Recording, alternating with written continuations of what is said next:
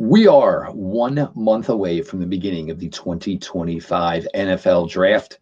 Some answers are starting to surface, many other still exist. A lot of talk, of course, in relation to your Cleveland Browns. Browns 3D starts now.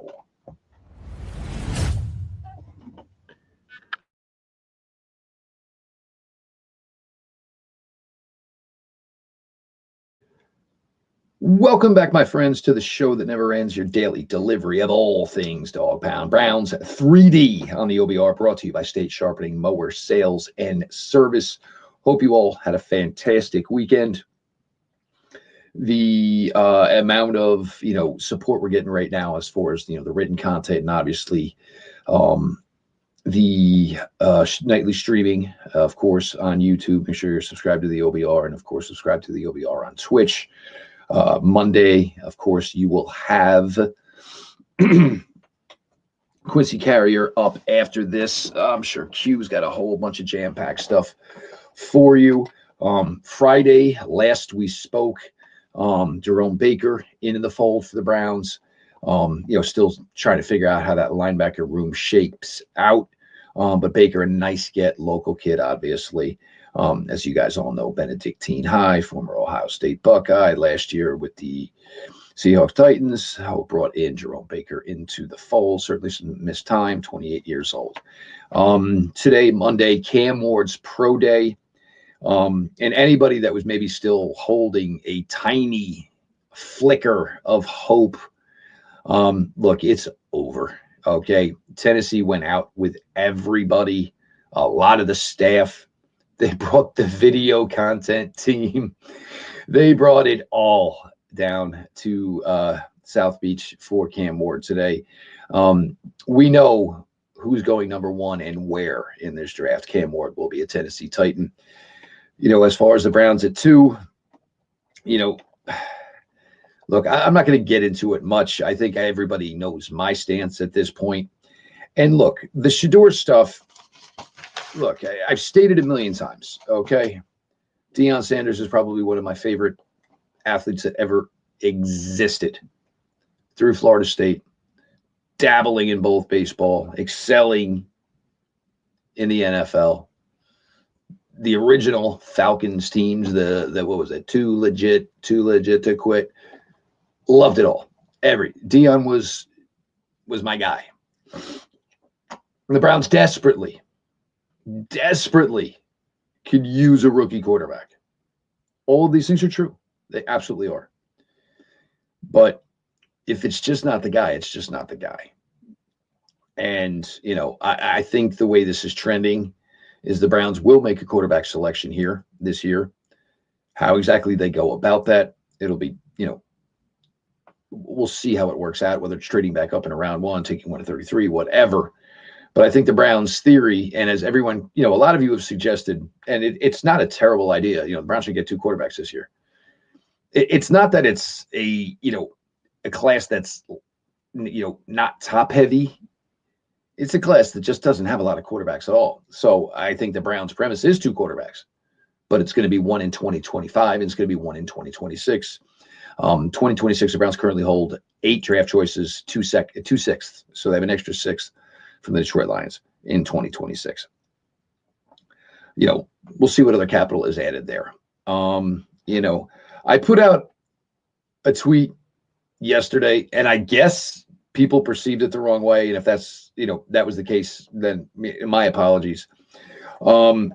January 2nd, Jalen Milroe declared for the draft. At the time, season was just ending. The Browns went through their offensive coordinators meetings, interviews quickly. January 15th, the Cleveland Browns promoted Tommy Rees from passing game coordinator, tight end coach to offensive coordinator. As we all know, Tommy Rees' relationship with Jalen Milroe from Alabama. Some people, I get, look, and again, I apologize. People took it the wrong way, whatever. That was basically the essence of my tweet. Bill Musgrave. Yeah. Well, yes, the Browns did promote Bill Musgrave as well. Well, Bill Musgrave and Deion Sanders have a history together. Yes. and Kevin Stefanski used to work for Bill Musgrave. So it's not just the fact that Dion and Bill Musgrave know each other, have somewhat of a relationship with each other. So did Kevin Stefanski. And if we're going to go the route of either of these promotions meaning something, Tommy Rees was promoted to offensive coordinator. Bill Musgrave was promoted to quarterback coach. So that tells me if one of these guys, and look, Rees and Musgrave, none of it could mean nothing that either one of these are now in the positions that they are. It could mean it's no on Shedeur. It also could mean there's no on Jalen. Neither.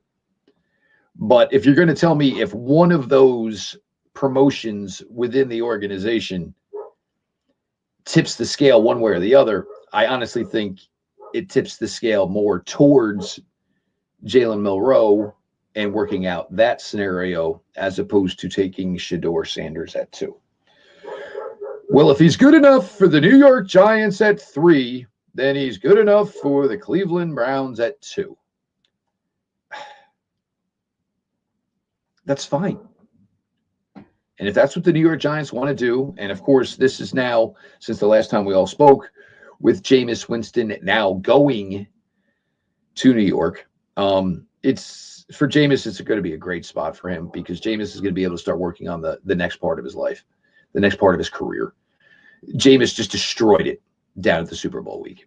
And I think a lot of television people realize what Jameis Winston's going to be post-playing career.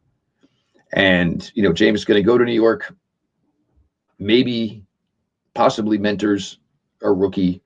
The Giants can still say they're interested in Aaron Rodgers. I don't believe it. I think it's going to be Jameis. If the Browns don't go Shedeur, it seems Shedeur will go to the New York Giants. And, you know, Jameis can either start the season and then give up the gig, or Jameis, can go there and play, backup quarterback, and mold. And once he's out of the facility, run in New York and start doing some TV stuff. Magnetic personality, good for Jameis Winston, obviously. Thought it was maybe a possibility for the Browns, but, certainly, I think Jameis is making a really, really smart decision in here, realizing, that there's never a wrong time to start exploring what's going to be the next avenue of your, career, professional life. Now, the Russ Wilson thing. Now, does this automatically give a green light to a marriage of the Cleveland Browns and Russell Wilson? Now, Aaron Rodgers was in Pittsburgh Friday and, spent a good amount of time there getting to know people, Typical Aaron Rodgers fashion. It closed with Aaron Rodgers basically saying, okay, I'm still on my own timetable. We'll talk. If I'm Russell Wilson, I am not going back to Pittsburgh any way whatsoever. I'm not. Russell Wilson is a proud man, has had a very good NFL career, certainly coming towards the latter end of that, no question about it. But, you basically, felt like you were, put outside. And all of a sudden now, if Pittsburgh says, well, we want this answer, we want it now, so we'll just bring back Russell Wilson. If I'm Russ Wilson, why? It's not going to be like he's going to be there for another few seasons. It's not going to be about laying down, family foundation, this, that. I just don't see any of it, to be completely honest with you. If I'm Russ Wilson, I inside of me, I am so aggravated. Piss off. I would have no business. In no way would I want to go back to Pittsburgh if I was Russell Wilson. Now, does Russ go, heel here and say, well, Cleveland, go stick it to Pittsburgh. I don't know if he spent enough time in Pittsburgh to have that type of emotion. But for Russell Wilson, and look, it's easy to connect the dots, from a team like the Browns and their quarterback room, and obviously that, to a guy like Russell Wilson. There's always a sleeper team. There's always a mystery team that nobody's talking about. So does that automatically mean there is a marriage to be had between Russell Wilson and the Browns? I can't guarantee it. It certainly would seem like they were. And, Russ, some sort of rookie quarterback, Kenny Pickett. Look, when we first got settled in here 2+ months ago here at the OBR, we talked about the alternatives for trying to build the quarterback room for the Cleveland Browns in 2025. I think the only thing any of us have ever agreed upon in regards to the Cleveland Browns quarterback room for 2025, it was going to be an outcome that most of us were not going to be happy with. We're going to continue on here. Still a lot of things going on here. 1 month out, of course, from the 2025 NFL Draft. Browns 3D continues. I appreciate you all. We've been talking now. I'm certainly excited to have them on board with us. State Sharpening, Mower, Sales, and Service in Broadview Heights. If you are local to the Cleveland area, they're your one-stop shop for all things lawn equipment. Listen, you want to spend your Sundays watching the Browns, not cutting your grass. Let the guys at State help you get your weekend back. They specialize in both residential and commercial equipment for Toro, the brand professionals of Canada for more than 100 years. Whether you're looking for a new, dependable time cutter, zero turn, genuine Toro replacement parts, or expert service from experienced technicians who keep your mower in peak condition, State has got your back. They are veteran-owned. The Kane family are lifetime Clevelanders. They're lifetime Browns fans and proud supporters of us here at the OBR. Again, if you were local to Cleveland, State Sharpening Mower Sales and Service in Broadview Heights is your hometown team for all your lawn equipment needs. All their info is at statesharp.com, STATESHARP.com. Browns 3D, continuing on here. Your host, Jeff Lloyd. Appreciate everybody for all the support over the last couple of months here as we get into draft season. Listening to the nightly streaming channel, of course, the OBR on YouTube, the OBR over on Twitch, the written word. Our fantastic team is just putting out content, consistently doing a great job. We appreciate you all for being along for the ride with it. Now, with the situation the way it's worked out, and the whole Atlanta and Kirk Cousins situation, I really have no way to figure that. And maybe Kirk's just saying, hey, I want every dime I'm going to get here from Atlanta. Because now apparently Kirk Cousins would not want to be traded until the completion of the 2025 draft. So basically, here's Kirk Cousins, who did not play well last year. I assume the injuries, the shoulder, this, that, and the other thing are healed up. We have no idea his second year off of the Achilles, if there's going to be, more mobility. And obviously, we heard from Cousins himself saying that there were issues with no mobility early in the season. He felt he got some of it back. Is he going to get more of it back? Who knows? But I think Kirk Cousins right now in this position of trying to say, well, I'll just wait for the starting job that's open after the 2025 NFL draft. It's not a terrible plan, because I don't think there's going to be a lot of teams who have quarterback needs that are going to walk out of the 2025 draft and just, the room's just going to be settled. But I don't think there's going to be much of a market for Kirk Cousins in that regard. Again, the biggest appeal of Kirk Cousins and acquiring him this offseason was the fact that he was going to be dirt cheap. You were not going to have to give up anything to bring him in. Now where you're talking about having to pay some salary and give up a draft choice, I got to be honest. It literally went from Kirk Cousins on the offseason market to looking like a 9 to now he's like a 2. And 2 might be high, to be completely honest with you. So that's where, things may have opened up for Russell Wilson a little bit easier here. And, look, I see this is going around social media right now. It's the Deion Sanders things. We want New York. Who knows? My belief there is that I think they were starting to realize it's over as well. And, for the Sanders family and this entire plan, this goes back to the fall. Anybody you talk to said the New York Giants were basically following the Colorado Buffaloes around the entirety of the college football season. The New York Giants were, showing up to Colorado games.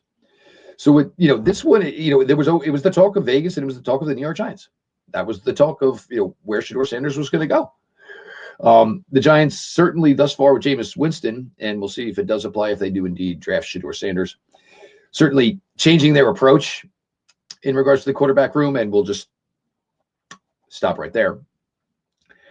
So, maybe this was, and I'm not sure exactly what the Sanders camp was going to get by trying and people trying to loft, the Browns and Sanders. And maybe it was, hey, Browns were hoping maybe somehow, some way New York would find a reason to have to jump to 2 and give the Browns something just to drop down one spot. And I'm not going to say Carter. And the Browns still get who they would want. Maybe it is Travis Hunter. If it's Travis Hunter, let's play him at wide receiver. Although 6 feet and 180 and change does scare me. I'm not going to lie to y'all. Just scares me a little bit. I've talked in the past about what the expectations would be for a wide receiver to go that high, what the expectations would be for Travis Hunter if he were drafted that high. It'd be a lot. There'd be a lot on his shoulders. So, either way, Browns at 2, Browns at 3. You ideally, at this point in time, 1 month away, are feeling that it is Carter or Hunter. Carter actually put out on social media today that, he feels he's going 1. That's, if anything, we learned anything from the Miami Pro Day thus far today, it is that he is a Tennessee Titan. The Browns did send assistant general manager Glenn Cook. That's all they sent, and one of their top scouts down to Miami. And, hey, Glenn, we know you went to the U. We know you played linebacker there. I want to take a quick getaway, 24, 36 hours, go back to the U, see some friends, make it look like we gave a presence at the pro day, even though we know Cam Ward is going to Tennessee. So good for Glenn Cook. He gets, 24, 36, 48 hours down in Miami. Not a terrible place to be in, near the end of March. Now, another thing that's out there, and I got to be honest, I don't know where to go with the Brandon Aiyuk thing. Obviously, this is something that was well talked about, last summer. And then eventually it all worked out, and Aiyuk got his deal. And then early in the regular season, Aiyuk behavior was like a guy who was waiting to get his deal, not a guy who got his deal. Strange. And unfortunately, the ACL injury. So I'd have to see what the package is. And, according to our Jack Duffin, I believe April 1st, which would be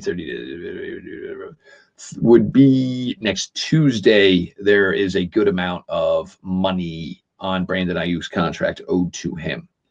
So if there is a move with Brandon Aiyuk somehow, some way, it'll be something that, should be wrapped up within the next 8 days.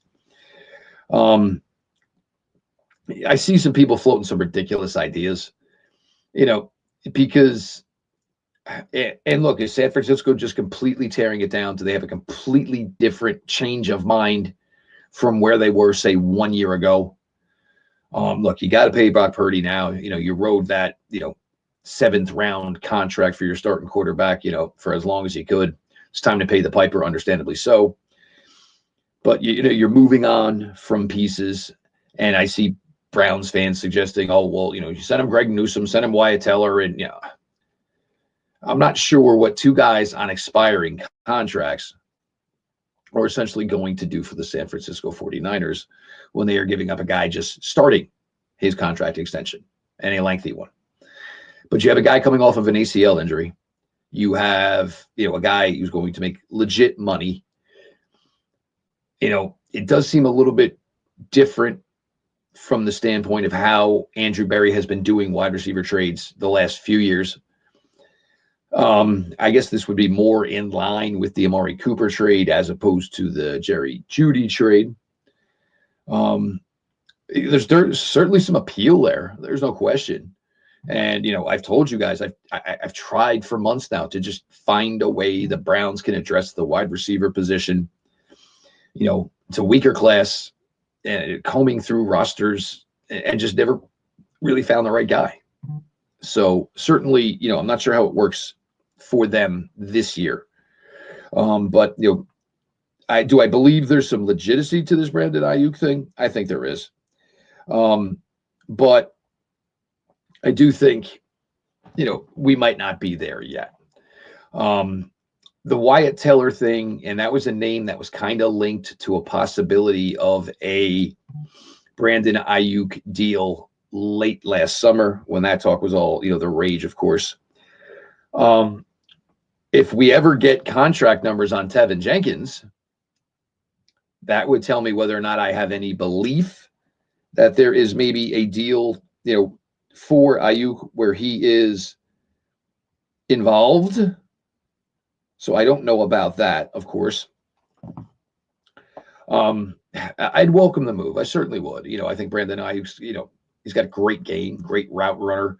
I think he was kind of underappreciated in San Francisco, and maybe not underappreciated. It's just there were a lot of mouths to feed. You have C-Mac, you have McCaffrey, who, ideally, if he plays 17 games, he's a guy that's going to get you 90 receptions. He's going to get the ball 250, 300 carries. He's going to 400 touches right there. You got Kittle. You got Debo. You had Debo, rather.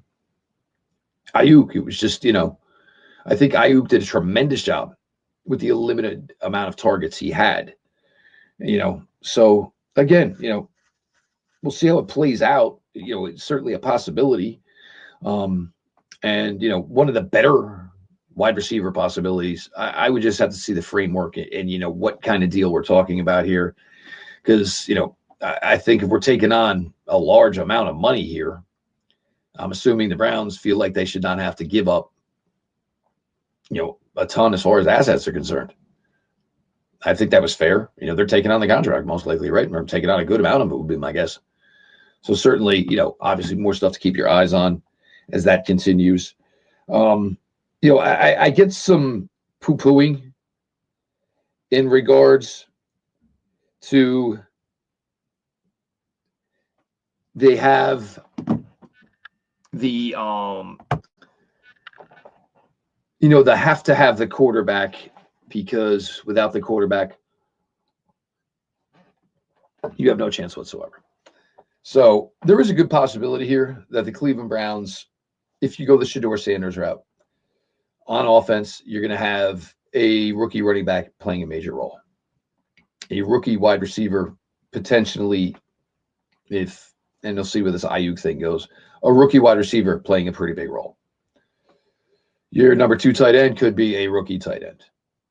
So in order to put Shedeur in a situation for the Browns where, you want it to work, some of his primary weapons would be a rookie running back, a rookie wide receiver, and a rookie tight end. That's not the best plan for success. It's not. It's putting a lot on the rookie quarterback. And I'm not fixated, and, I'm not saying it has to be Jalen Milroe.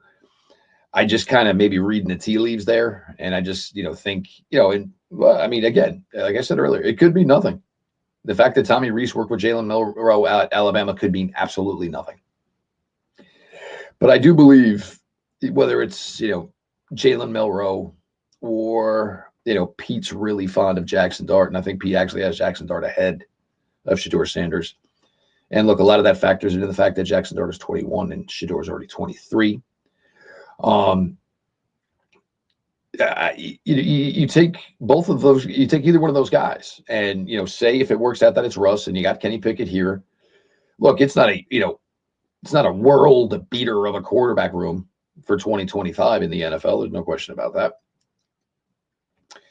I think there's a lot of potential with Milroe, but you have to be careful when you throw things out like potential, because you're trying to ask guys to just become unworldly. But the fact of the matter is, he does have a strong arm. There's no question about that. Does he have accuracy issues? Yes.